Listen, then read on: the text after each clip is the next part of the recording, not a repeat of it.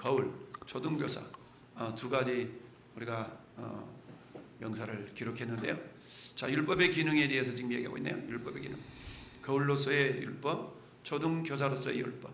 성경에도 보통 율법 그러면 크게 의미하는 율법은 성경 전체를 우리가 율법이라고 말할 수가 있고요. 좀 좁게 말한다 그러면 모세오경을 보통 우리가 율법이라고 말합니다. 창세기, 출애굽기, 레위기, 민수기, 신명기 이처럼 모세오경을 우리가 율법이라고 그러는데 이걸 토라라고 유대인들은 얘기하죠. 그래서 율법이 뭐냐라고 말한다 그러면 하나님의 계명, 명령 뭐 이렇게 단순하게 표현할 수도 있지만 하나님의 말씀은 명령과 크게 명령과 약속을 우리가 볼 수가 있죠. 그래서 우리가 율법 그러면은 좁게는 모세오경인데, 자, 모세오경의 율법의 내용을 우리가 크게 세 가지로 이해를 할 수가 있는데요. 첫 번째는 따라합시다. 제사법. 보통 의식법이라고 얘기해요. 제사법. 두 번째는 따라합시다. 도덕법. 도덕법. 세 번째는 따라합시다. 시민법. 자, 그래서 율법을 크게 세 부류로 구분할 수가 있는데요. 첫째는 제사법, 두 번째는 도덕법, 세 번째는 시민법이라고 말합니다. 여러분, 이 세 가지, 이 세 종류로 나누는 이 율법 가운데 특별히 제사법 같은 경우는 희생제사, 희생법이라고 하죠. 이 제사법은 예수 그리스도께서 제사의 본질이 되기 때문에 예수님이 십자가에 죽으심으로 말미암아서 우리는 제사법이 완성이 되었다라고 말합니다. 그래서 보통 5대 제사라고 표현하잖아요. 번제, 속죄제, 속건제 이처럼 우리가 제사라고 말하는데 이 제사의 의미는 이미 예수 그리스도를 통해 우리가 확인해 볼 수 있는 겁니다. 그러니까 왜 오늘날 번제 제사 안 드려? 오늘날 왜 유월절 절기 안 지켜? 이거는 저기 배다리 저수지에 있는 하나님의 교회 이런 뭐 이단들이 그걸 지켜야 구원받는다고 강조하는, 이것은 한마디로 말하면 말씀을 제대로 잘 모르는 결과인 것이죠. 그래서 율법 첫 번째 제사법은 예수 그리스도를 통해서 이미 완성이 되어졌다라고 우리가 볼 수가 있고요. 그 다음에 세 번째 언급했던 시민법이라는 것은 시대와 상황에 따라서 달라지죠. 오늘날에는 소 키우고 양 키우는 사람이 거의 없죠. 그러니까 그 시대에 따라서 달라지는 법, 이걸 보통 시민법이라고 얘기합니다. 그러니까 구약 성경에 기록되어 있는 시민법을 오늘날 우리의 그대로 적용하는 것은 잘못됐다라고 말씀할 수가 있고, 그 정신은 우리가 유지할 수 있어야 된다는 얘기인데, 그 다음에 두 번째 말씀드렸던 도덕법. 여러분, 윤리 도덕이라는 것은 시대와 상황에 따라서 변하지 않죠. 그래서 도덕법의 핵심이 뭡니까? 도덕법의 핵심이 십계명이라고 말할 수가 있는 것이죠.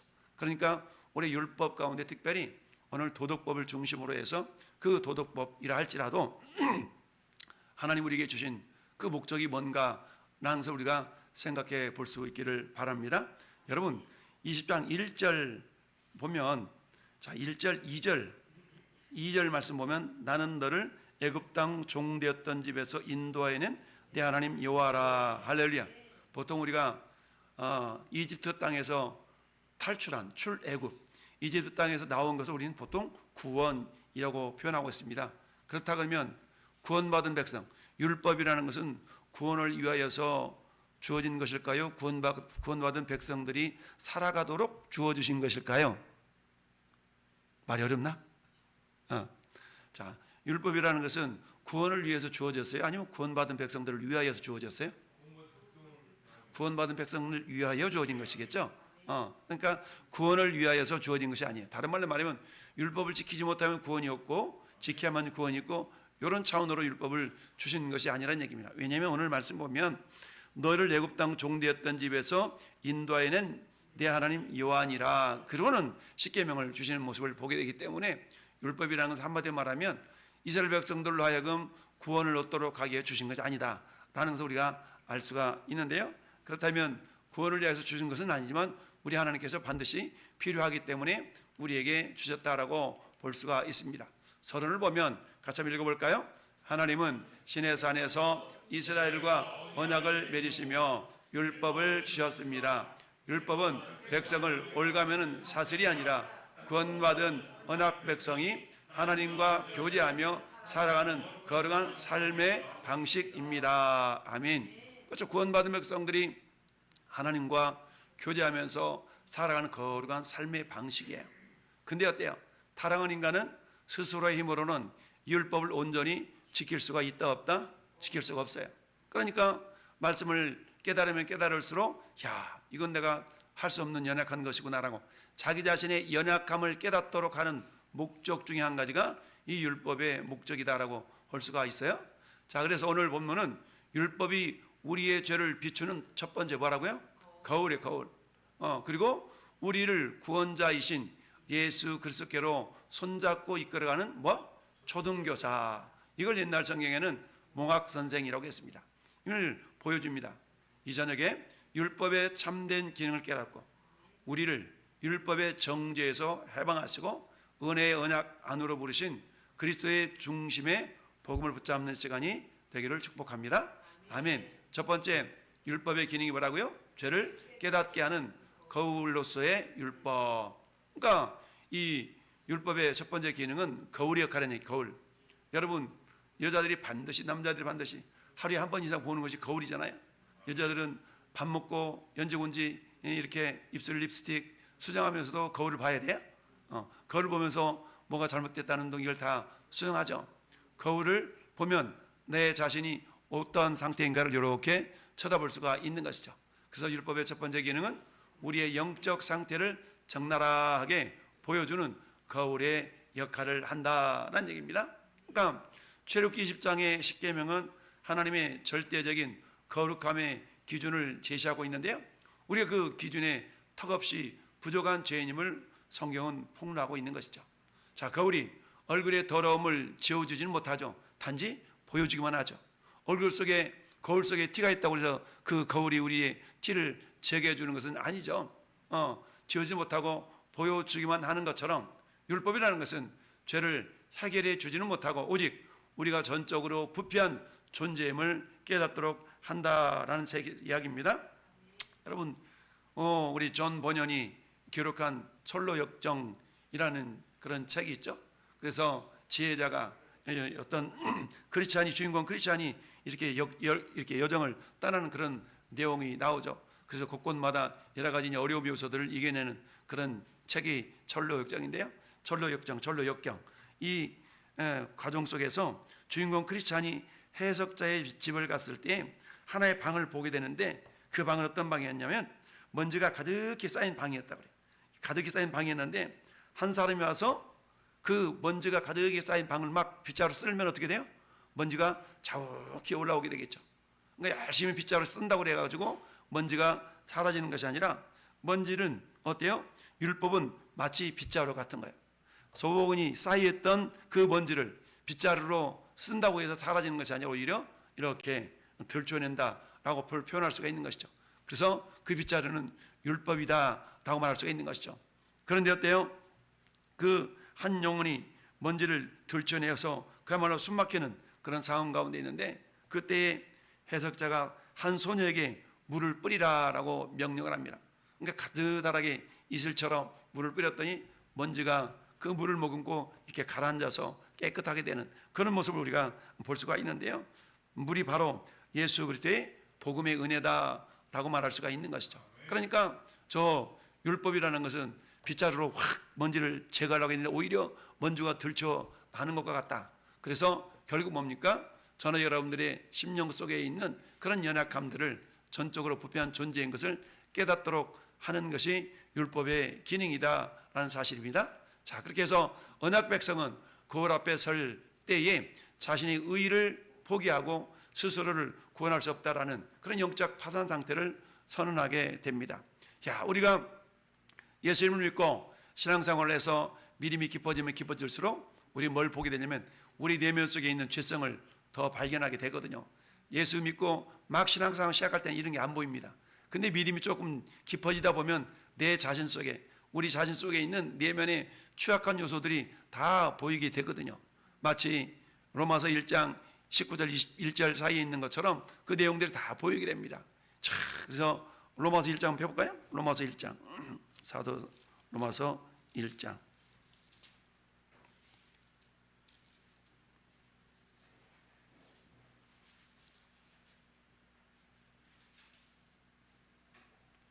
잘 지금 보니까 자, 창세로부터 그의 보이지 않은 것들 곧 그의 영원 20절에 영원하신 능력과 신성이 그가 만드신 만물에 분명히 보여 알려졌느니 그러므로 그들이 핑계하지 못할지니라. 그러면서 하나님을 알되 하나님을 영화롭게도 아니하며 감사하지도 아니하고 오히려 그 생각이 허망하여지며 미련한 마음이 어두워졌나니. 그러면서 쭉 보니까 27절 보니까 이와 같이 남자들도 순리대로 여자 쓰기를 버리고 서로 향하여 음욕이 분리되다며 남자와 여자 더불어 부끄러운 일을 행하며. 그 다음에 29절 같이 읽어봅시다. 29절 시작. 추악, 탐욕, 악의가 가득한 자요 시기, 살인, 분쟁, 사기, 악독이 가득한 자요 수근수근한 자요 비방하는 자요 하나님께서 미워하시는 자요 능욕하는 자요 교만한 자요 자랑하는 자요 악을 도모하는 자요 부모를 거역하는 자요 우매한 자요 배악한 자요 무정한 자요 무자비한 자라. 근데 이런 요소들이 어디 있다고요? 우리 마음속에 있어요. 우리 마음속에. 이런 우리 마음속에 이런 것도 있다는 것을 예수님을 처음 믿을 때는 몰라. 근데 예수님을 믿고 말씀을 깨닫다 보면 야, 이런 모습들이 내 속에 있었네 라고 하면서 어때요? 예수님을 믿으면 모든 것이 깨끗하고 정결한 것 같았는데 막상 내 내면 속에 이런 모습들이 깨달아진 것을 있는 것을 깨달아지게 되거든요. 그러면서 생각하는 것이 뭐예요? 오늘 저 7장에 넘어가서 사도 바울이 오호라 나는 곤고한 사람이로다. 자기 자신의 영적 파산 상태를 결국 깨닫게 됩니다. 결국 율법의 정죄 기능은 우리를 절망시켜서 은혜의 자리로 나오게 유도하는 하나님의 첫 번째 사랑의 조치다라는 사실입니다. 그러니까 율법이 없었더라면 율법을 통해 우리는 죄가 죄인 것을 깨닫지 못하는 겁니다. 로마서 3장 20절을 같이 읽어봅니다. 시작. 그러므로 율법의 행위로 율법으로는 죄를 깨달음이니라. 아멘. 여러분, 율법으로는 죄를 깨닫는 겁니다. 마치 요한일서 3장 15절에 형제를 미워하는 자는 어떤 자? 살인하는 자예요. 여러분, 살인죄 그러면 우리가 누군가를 칼로 찔러 죽여야만이 살인죄인데 그게 아니에요. 살인죄는요, 형제를 미워만 해도 살인죄라고 그래요. 왜? 살인의 동기가 미움으로부터 오기 때문에 우리 하나님은 그 동기를 보시는 거죠. 근데 우리가 그 말씀을 몰랐더라고요. 어때요? 오, 이게 뭔 살인죄야 라고 생각하지만 그건 어때요? 우리 미움 감정 우리 가질 수가 있잖아요. 예수님을 믿어도 어때요? 그 인간, 딱 그 인간 때문에 교회 안 갈래 막 이런 또 그런 게 있잖아요. 이런 미워하는 마음, 이 미워하는 마음이 결국 뭐예요? 살인죄라는 겁니다. 뿐만 아니라 마태복음 5장에 보면 뭐라고 말씀합니까? 여자를 보고 음욕을 품는 자마다 간음하는 자요 라고 말씀하셨어요. 음란한 생각 품기만 해도 야, 저 여자 이쁘다, 저 여자 어떻다 라는 생각을 품기만 해도 성경은 간음죄다 라고 말씀하고 있습니다. 여러분, 구약 성경 오늘 말씀 보니까 간음하지 말라 14절 간음하지 말라. 간음 나 안 했는데? 그런다 할지라도 예수님은 산상수훈에서 여자를 보고 음욕을 품는 자마다 간음했다. 어떤 사람이 기절을 해가지고 잠깐 입신을 했어요. 그래가지고 청구문에 갔는데 자기 죄가 다 이렇게 비춰지더라는 얘기입니다. 슬라이드처럼. 근데 그 슬라이드 죄목 가운데 자기 죄목 가운데 살인죄 27,600번, 이쪽에 보니까 간음죄 57,000번 이렇게 있더라는 거예요. 아니 내가 무슨 죄를 졌다고 내가 간음죄를 57,000번 받아가지고 36,000번이나 내가 살인죄 졌단 말이야. 이건 말도 안 돼. 그리고 딱 깼다는 얘기예요. 깨서 다시 현실 세계로 돌아와서 이상하다. 내가 어떻게 그런 죄를 졌나라고 성경을 읽다 보니까 성경 보니까 마태복음 5장에 여자를 보고 음욕을 품는 자마다 간음하는 자요. 요한일서 3장에 보니까 형제를 미워하는 자마다 살인하는 자요. 이러니까 야, 자기가 간음죄 짓고 살인죄 짓다는 죄인인 것이 깨달아졌다는 얘기죠. 이처럼 율법으로는 뭐예요? 죄를 깨닫는 겁니다. 이전에는 제가 죄인지를 몰랐어. 근데 그게 죄라는 사실을 깨닫는 겁니다. 그래서 노란 글씨 바울은 시작. 오직 인간의 비참한 분명하고 있습니다. 그러니까 로마서를 사도 바울이 기록했잖아요. 그러니까 사도 바울이 본인의 경험과 깨닫는 진리가 뭐예요? 야, 율법이 인간을 의롭게 만드는 수단이 아니라 오직 인간의 비참한 죄를 자각하게 만드는 도구일 뿐이다라는 깨닫게 된 겁니다. 여러분 7장 7절도 같이 읽어볼까요? 그런즉 우리가 무슨 말을 하리요? 율법의 죄냐? 그럴 수 없느니라. 율법으로 말미암지 않고는 제가 곧 율법이 탐내지 말라 하지 아니했더라면 내가 탐심을 알지 못하였으리라. 아멘. 탐내지 말라. 탐심은 곧 우상숭배이니라. 이런 말씀이 없었다면 여러분 욕심내는 것 자체가 죄인지를 모르잖아요. 근데 그걸 우상숭배라고. 우상숭배라고 해가지고 비나이다 막 이것이 우상숭배가 아니고 지나친 욕심, 이게 탐심이라고 해요. 탐심은 곧 우상숭배다라고 말씀하고 있습니다.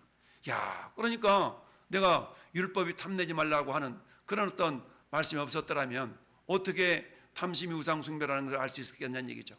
그래서 율법 자체는 선하지만 그것이 기준이 되어서 내면 속에 숨겨진 탐심과 죄성을 어떻게 선명하게 수면으로 드러낸다는 얘기입니다.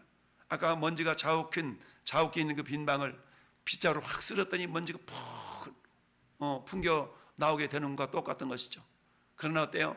거기다 물을 쫙 뿌렸더니 먼지가 싹 사라져서 말끔한 망이 되는 것처럼 율법이라는 것은 빗자루 같아요. 빗자루 쓸지 않았을 때는 먼지가 있는 줄 몰라. 근데 쓸어보니까 먼지가 자욱하게 올라오더라라는 얘기입니다. 여러분, 우리가 아침에 저 창으로 비춰오는 햇빛 속 그때 방에서 우리 이불을 들쭉거리면 그 먼지가 자욱하게 이렇게 산란 현상으로 비춰지는 것을 우리가 볼 때가 있지 않습니까? 그런 것처럼 빛이라는 것은 어때요? 우리 속에 있는 그 죄성을 이렇게 비추는 그런 모습을 그런 역할을 한다라고 볼 수가 있는 것이죠. 야고보 사도도 이렇게 얘기했습니다. 누구든지 말씀을 듣고 행하지 아니하면 그는 거울로 자기의 생긴 얼굴을 보는 사람과 같아서 제 자신을 보고 가서 그 모습이 어떠한지 곧 잊어버리거니와. 할렐루야. 여러분 얼굴 어떻게 생겼는가 알아요? 지금 그리라 그러면 자기 얼굴 그릴 수 있겠어요? 거울 보지 않고 몰라요. 남들은 내 모습을 잘 알아. 근데 나는 내 모습을 잘 몰라. 거울 볼 때만 내 모습이 이렇게 생겼는 줄 알지, 사진을 봐야 내 모습이 이런 줄 알지, 거울 보고 딱 뒤돌아서면 금세 우리는 내 모습을 잊어버리잖아요. 잊어버려. 자, 그 마찬가지로 말씀을 거울에 비유하면서 자신의 영적 실상을 보고도 회개하지 않고 떠나는 어리석음을 경고하는 말씀이다라는 얘기죠. 그러니까 말씀이 거울인 거. 거울을 딱 보면 내 자신이 보이잖아요. 내 자신이 보여. 야, 이게 간음죄였네. 야, 이게 살인죄였네. 야, 이게 정말 우상숭배였네. 이런 것들 이전에는 그게 죄인지를 몰랐어. 근데 율법을 통하여서 그게 죄라는 사실을 깨닫게 되었다라는 사실입니다.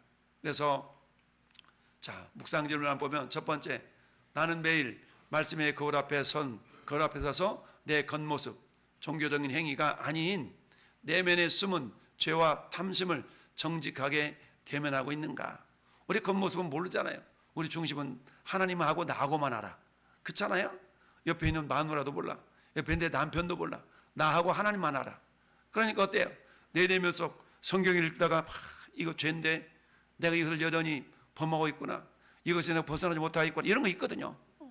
내가 남을 미워, 시기 질투, 이런 분쟁, 이런 것들이 전부 다 죄임에도 불구하고 말씀 읽지 않을 때는 그게 생각이 안 나.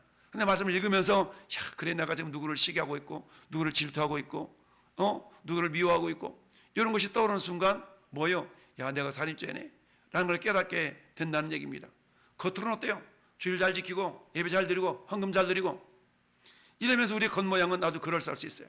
그러나 말씀에 비춰본 내 자신의 모습은 전혀 그렇지 않을 수가 있다는 얘기죠. 그렇기 때문에 우리는 매일매일 우리 성경 읽지 않습니까? 매일매일 성경 읽으면서 어때요?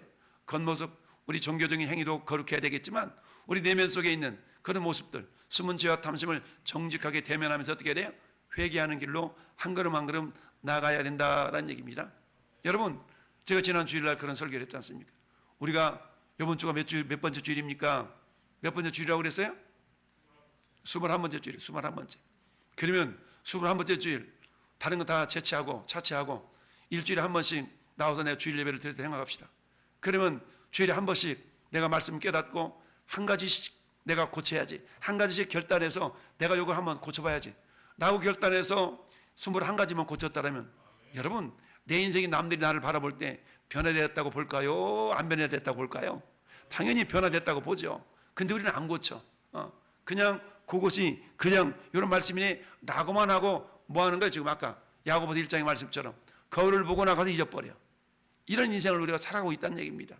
그러니까 어때요? 거울을 보고 잊어버리는 인생이 아니라 날마다 거울을 대면하고 살아야죠.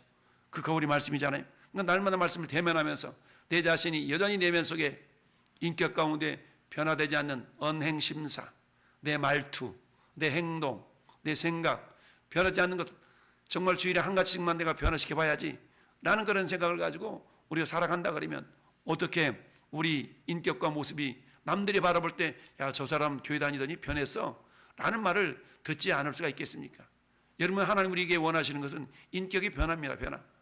그러니까 말씀을 통해서 예배를 드려서 주님을 만나고 그러는 가운데 우리가 변화되기를 원하시는 것이지, 내가 예수 믿는 지 10수년이 지나서 여전히 내 인격이 그 모양 그 꼴이라 그러면 우리 하나님의 근심이에요. 근심. 참 오늘 전도하는데 어떤 할머니가 손녀딸을 이렇게 데리고 가는데 키가 아주 짱딸 막 하더라고. 그러니까 좀 뭐라 그럴까, 뭐 이런 말 하면 죄송스러운데 그 난장이 인자 있는 그런 애들 있잖아요. 어떤 그런 자녀를 이렇게 손주를 데리고 가는데 마음이 좀 짠하더라고. 물론 그 자체는 존귀하지만 부모님 입장에 볼 때는 좀 더 건강하게, 좀 더 키도 쑥쑥 크고 이랬으면 좋을 텐데 이 키가 이게 자라지 않아 가지고 짱딸막 해가지고 이를 손주를 이렇게 손잡고 지나가는 모습을 이렇게 보면서 한편으로는 그래도 생명이니까 귀하지만 저 할머니 입장에서 볼 때는 그래도 손주니까 이쁘지만 그 마음속으로 야, 좀 더 이렇게 자랐으면 좋았었겠다라는 그런 안타까운 마음이 있지 않았을까라는 생각을 해봤어요. 마찬가지죠. 우리 하나님도 우리를 대면할 때 마찬가지. 우리 예수님을 믿고 처음 어릴 적 신앙이라는 것은 우리 하면 다 받아주잖아요. 어릴 때는 부모님도 어릴 때는 다 받아줘요. 근데 어때요? 내가 스스로 밥을 떠먹어야 될 때가 있고 이제는 내가 장성해서 뭔가 스스로 움직여야 할 때가 있음에도 불구하고 여전히 뭔가를 떠먹여줘야 되고, 성경 말씀하잖아요. 야, 너희가 딱딱한 음식을 먹어야 되는데 아직도 저지러 먹는 그런 신앙이 되면 어떡하냐 라고 히브리서에는 말씀하고 있죠. 그런 것처럼 우리는 어떤 매일매일 말씀의 거울을 비춰서 내 내면 속에 여전히 우리는 어때요? 이걸 버려야 되는데 버리지 않는 쪽을 선택하며 살아가거든요. 이걸 버리겠다고 결단하고 해야 되는데 우리는 버리지 않으려는 것을 선택하고 살아가기 때문에 내가 안 변하는 거죠. 내가 그러니까 안 변하는 거예요. 버리기로 작정을 하고 정말 결단하고 이걸 버려야 되는데 버리지 않은 쪽이 편하거든. 버리지 않은 쪽이 편해. 그러니까 이걸 버리지 않은 쪽을 선택해서 살아가게 됩니다. 그럼 어때요? 내 인격이 변하지 않는 겁니다. 예수를 믿어도 10순이 지나도 안 변하는 거예요. 안 변해. 그럼 어떻게 돼요? 하나님의 근심거리가 되는 거죠. 저는 여러분들은 하나님의 근심거리가 아니라 하나님의 기쁨이 될 수 있기를 축복합니다. 네. 이번 나의 전적인 무능함을 깨달았을 때 내 힘으로 만회하려 합니까? 아니면 즉시 주님의 자비와 보좌 앞으로 엎어집니까? 그런 거거든요. 오라 나는 곤고한 사람이로다. 이게 사도 바울의 고백이요. 대사도라고 불렸던 바울도 자기 자신의 내면을 바라보니까 겉으로는 엄청난 훌륭한 믿음의 사람이었지만 막상 자기 자신이 말씀의 거울에 비춰보니까 자기 자신 내면 속에 있는 연약함이 보인 거예요. 그러니까 오라 나는 곤고한 사람이로다. 이 사망의 몸에서 너가 나를 건져내랴. 그때 불현듯 예수 그리스도께서 승천하시면서 자기에게 보내주신 성령을 생각한 겁니다. 그래서 어때요? 로마서 8장에 들어가면서 생명의 성령의 법이, 생명의 성령의 법이 나를 죄와 사망의 법에서 해방했습니다 라고 하면서 자유함을 누리게 되죠. 그러니까 우리는 내 자신의 한계를 느낄 때마다 우리는 누구를 바라보는 거예요? 주님을 바라보는 겁니다. 할렐루야. 왜? 예수님은 율법의 마침이 되시고 율법의 완성이 되셨기 때문이죠. 그래서 우리가 주님 안에서 주님과 동행할 때 나는 못하지만 주님이 대신 어때요? 네가 했다라고 인정을 해 주시는 겁니다. 그래서 첫 번째, 율법은 거울과 같은 기능이 있다라는 얘기입니다. 두 번째, 율법은 어떤 기능이 있어요? 그리스도께로 인도하는 초등교사로서의 율법. 자, 율법의 두 번째 기능이 뭐야? 우리를 참된 구원자이신 예수 그리스도께로 인도하는 초등교사의 역할을 한다라는 얘기입니다. 우리가 아까 읽어봤던 갈라디아서 3장 24절 말씀에 초등교사를 파이다고고스라고 하는데, 이 몽학 선생이라고 하는데, 자, 이는 고대 그리스에서 어린 자녀를 안전하게 진짜 교사 스승에게로 인도하는 인도자 전담 노예 제도가 있었어요. 그때 저 사람을 건넨 말이 파이다고고스라는 그런 어떤 몽학 선생이라는 의미를 가지고 있는데요. 그런 것이죠. 그러니까 율법 자체가 진정한 스승이신 예수님께로 우리를 어때요? 인도하는 그런 기능이 있는 겁니다. 자, 그래서 율법은 우리가 죄의 형벌 아래에 갇혀 있음을 선포함으로써 우리 스스로는 이 감옥을 탈출할 수 없음을 가르쳐 주는 겁니다. 아까 말씀드렸던 오라 나는 곤고한 사람이로다. 이 사망의 몸에 누가 나를 건져내랴. 여러분 우리가 그렇잖아요. 신앙생활을 누구든지 잘하고 싶어. 여러분 로마서 7장으로 가봅시다. 로마서 7장 펴보세요. 로마서 7장.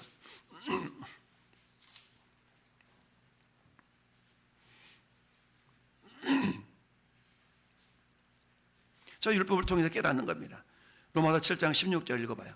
로마서 7장 16절 시작. 만일 내가 원하지 아니하는 그것을 하면 내가 이로써 율법이 선한 것을 시인하노니 이제는 그것을 행하는 자가 내가 아니요 내 속에 거하는 죄니라. 죄를 발견하는 겁니다.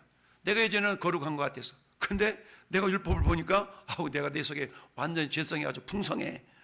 그러면서 18절에 내 속 곧 내 육신에 선한 것이 거하지 아니하는 줄을 아노라. 원하면 내게 있으나 선을 행하는 것은 없노라. 내가 원하는 바 선을 행하지 아니하고 도리어 원하지 아니하는 바 악을 행하는도다. 선을 행해야 된다는 거 알아. 근데 실상 내 행동은 어때요? 선한 것이 안 나가고 악한 것이 나가는 경우가 많더라는 겁니다. 야, 왜 그러느냐? 그것은 왜 그러냐면, 자 21절 읽어봐요. 그러므로 내가 한 법을 깨달았노니 곧 선을 행하기 원하는 나에게 악이 함께 있는 것이로다. 선을 행하기 원하는 나에게 악이 같이 있는 거죠. 이게 육신의 소욕이라고. 육신의 소욕. 근데 육신의 소욕은 우리가 이 땅에 살아가는 날 동안 항상 사라지지 않고 있는 겁니다. 그러므로 내가 한 법을 깨달았노니 선을 행하는 원하는 나에게 악이 함께 있는 것이다. 내 속사하고는 하나님의 법을 즐거워하되 내 지체 속에서 한 다른 법이 나음의 법과 싸워 내 지체 속에 있는 죄의 법으로 나를 사로잡는 걸 보는도다. 그러면서 어때? 내가 안 되는구나. 자기 자신의 한계를 직감하게 되는 겁니다. 이 한계를 해결할 수 있는 분이 누구밖에 없어요? 주님밖에 없어요. 그래서 어때요? 8장 1절에 그러므로 이제 그리스도 예수 안에 있는 자에게는 결코 정죄함이 없나니. 왜? 이는 그리스도 예수 안에 있는 생명의 성령의 법이 죄와 사망의 법에서 너를 해방하였기 때문이다 라는 얘기입니다. 할렐루야. 그 말씀이거든요. 그래서 어때요? 마침내 우리를 대신하여서 율법의 모든 요구를 완성하시고 저주를 짊어지실 예수 그리스도의 손을 잡게 만들어주는 것이 율법의 기능이다. 즉 율법은 그리스도의 십자가 대속의 필요성을 가르치는 가장 엄격하고도 자비로운 안내자이다라는 것을 우리에게 말씀해 주고 있습니다. 그렇습니다. 그래서 이 율법의 두 번째 기능을 우리가 몽학선생이라고 말씀하고 있죠. 자, 그러면서 갈라디아서 3장 24절 우리가 아까 읽어본 말씀입니다. 같이 다시 읽어봐요. 이같이 율법이 우리를 그리스도께로 인도하는 초등교사가 되어 우리를 하여금 믿음으로 말미암아 의롭다함을 얻게 하려 함이라. 아멘. 할렐루야. 율법의 목적지, 종착역은 정죄가 아니라 우리를 믿음의 주이신 예수 그리스도로 안전하게 인계하는 것이 율법의 기능이다. 할렐루야. 율법은 우리를 정죄하기 위한 목적으로 기록된 것이 아니에요. 너 그것도 못해? 이것이 아니라 그러니까 주님을 의지해야지. 그러니까 주님을 믿어야지. 그러니까 주님을 붙들어야지. 그러니까 주님을 바라봐야지. 할렐루야. 이런 걸 우리에게 깨닫게 준다는 얘기입니다. 근데 어때요? 거울을 쳐다보고 그냥 돌아가 버리면 안 돼. 거울을 봤으면 내게 티끌이 있으면 그걸 지워야 돼. 근데 그 지울 능력이 내게 없기 때문에 주님을 바라보면서 주님 도와달라고 기도하는 겁니다. 주님 도와주세요. 그래서 어때요? 날마다 우리가 주님의 보좌 앞에 담대히, 은혜의 보좌 앞에 담대히 나아가는 것이죠. 로마 10장 14절 같이 읽어봅니다. 시작. 그리스도는 모든 믿는 자에게 의를 이루게 하여 율법의 마침이 되시니라. 아멘. 예수님이 율법의 마침이고 또 율법의 핵심이 사랑이 율법의 완성이라 그랬죠. 예수님이 율법의 요구를 완전하게 성취하심으로써 율법의 가리키면 율법의 목적이 그리스도 안에서 종결되고 완성되었다는 얘기죠. 그러니까 율법이 가리키던 어떤 그 구원의 목적이 완전히 완성이 됐다는 얘기인데 이걸 예수님께서 율법의 완성이 되셨다는 얘기죠. 그러니까 예수님 십자가에서 다 이뤘다라고 말씀하신 것은 뭡니까? 율법 요구에 대해서 완전하게 성취하셨다는 의미죠. 그러니까 우리는 주님과 함께 주님 안에, 주님이 내 안에 있을 때 나도 율법을 이룬 자가 되는 거예요. 자, 갈라디아서 3장 22절 말씀도 그러나 성경의 모든 것을 죄 아래 가두었으니 이는 예수 그리스도를 믿음으로 말미암는 약속을 믿는 자들에게 주려 하심이니라. 이 말 어떤 의미냐? 율법이 온 세상을 죄 아래 가둔 이유는 다른 소망을 다 끊어버리고 오직 예수 그리스도를 믿는 믿음의 약속만 붙잡게 하기 위함이다 라는 얘기입니다. 그럼 율법을 통해 우리가 깨닫는 건 뭡니까? 자신의 한계를 깨닫고 그 한계를 완벽하게 성취하신 예수님을 바라보도록 하기 위해서 우리에게 율법을 주셨다라는 얘기죠. 그러니까 율법이라는 것은 구원을 위한 목적으로 주어진 게 아니야. 이미 구원받은 자들에게 구원받은 자녀로서 살아가야 되는데 그렇게 살아갈 수 없는 한계성을 깨닫고 누구와 동행하도록, 예수님과 동행하도록 하기 위해서 율법이 주어졌다는 얘기입니다. 그러니까 우리는 주님을 떠나서는 한시도 정직하게 거룩하게 살아갈 수 없는 연약한 존재인 겁니다. 그래서 우리는 주님 안에, 주님이 내 안에, 이렇게 갈라디아서 2장 20절 고백이 우리의 고백이 될 수가 있는 겁니다. 결국 나는 율법의 엄한 책망을 들을 때에 낙심하고 도망치는 자인가, 아니면 나를 위해 율법을 완성하신 예수 그리스도의 품으로 피하는 자인가. 여러분, 내 새끼는 어때요? 막 책망을 하면 엄마 품으로 이렇게 들어오잖아요. 근데 내가 데려다 기른 자식은 도망가. 엄마가 나를 사랑하지 않는가 봐 라고 오해하고 가버려요. 그렇잖아요. 여러분들도 마찬가지.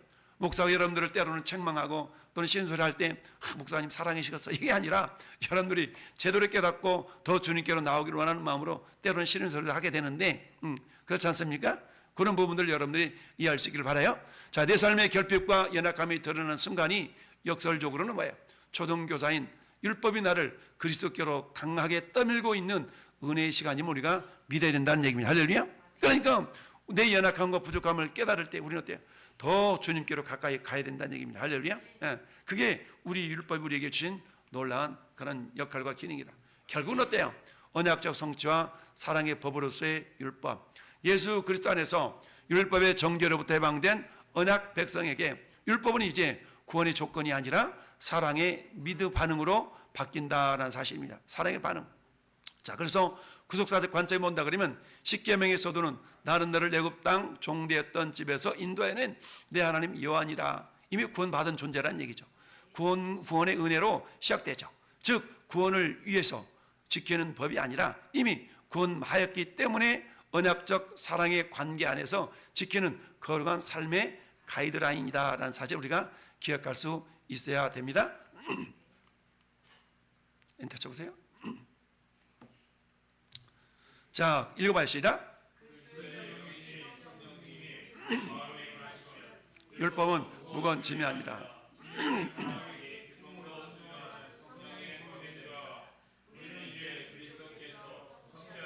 의를 덧입고 감사함으로. 아멘. 제가 언젠가 그런 얘기를 가끔 하지 않습니까?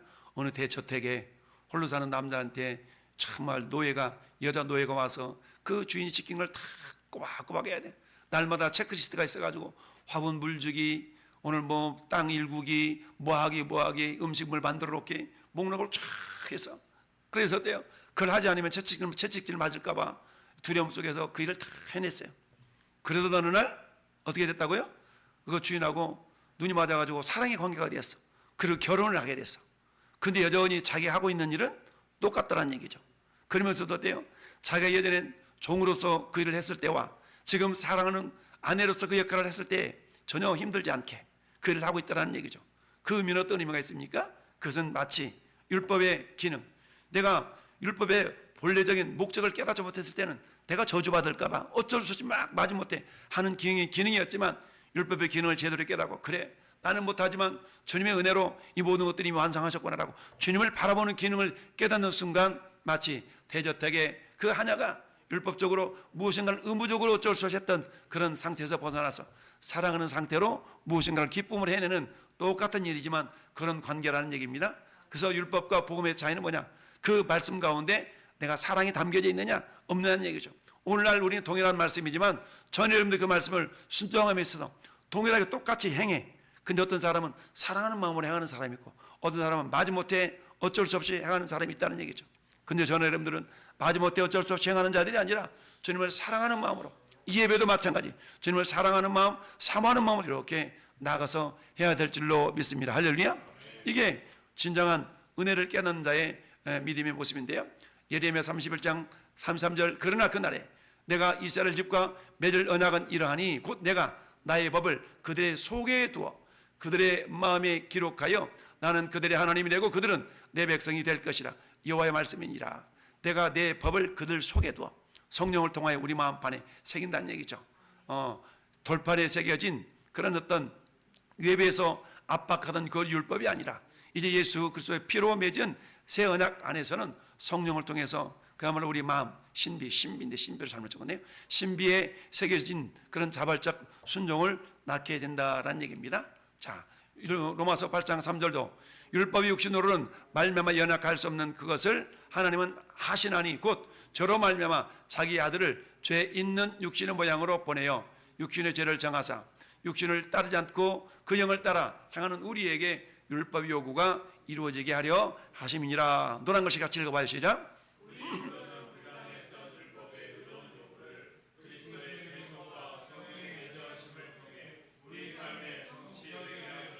아멘. 그렇죠. 의롭다라는 것은 내가 의로운 행동을 해서 의로운 것이 아니라 예수 그리스도께서 우리 모든 죄짐을 다 담당하시고 의를 이루셨기 때문에 그 의가 전가되었다라고 표현하지 않습니까? 그래서 전가된 의.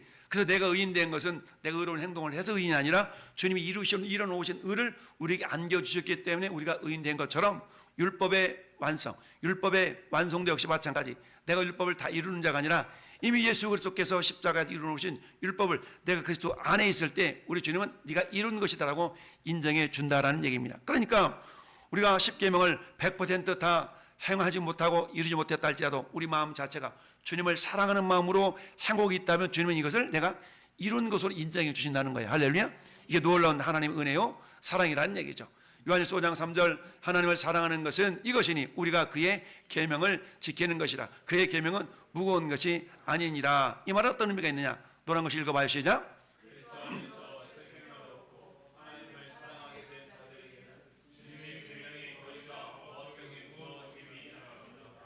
아멘. 더 이상 무거운 짐이 아니로 정말 아까 종되었던 여종이 그 목록을 열심히 했지만 이제 사랑하는 아내가 되어보니까 기쁨과 즐거움으로 사랑한 마음으로 섬기다라는 얘기죠.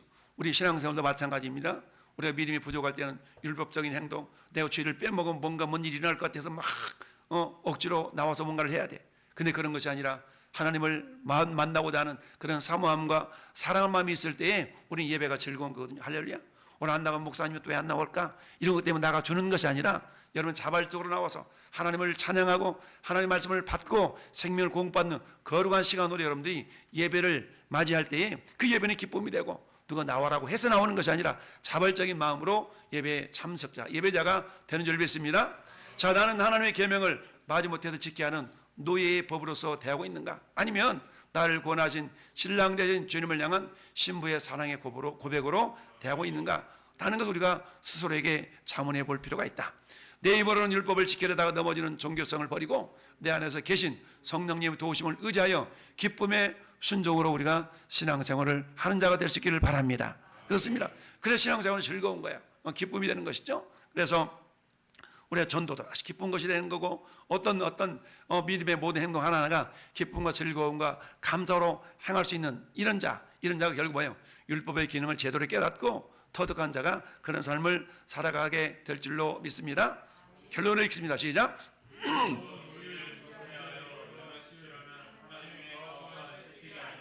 우리를 살리시려는 언약적 사랑의 초대장입니다. 걸과 같은 율법 앞에 우리 자신의 비참한 죄인됨을 겸손히 인정할 때에 초등 교사인 율법은 우리를 예수 그리스도의 십자가 앞으로 안전하게 인도합니다.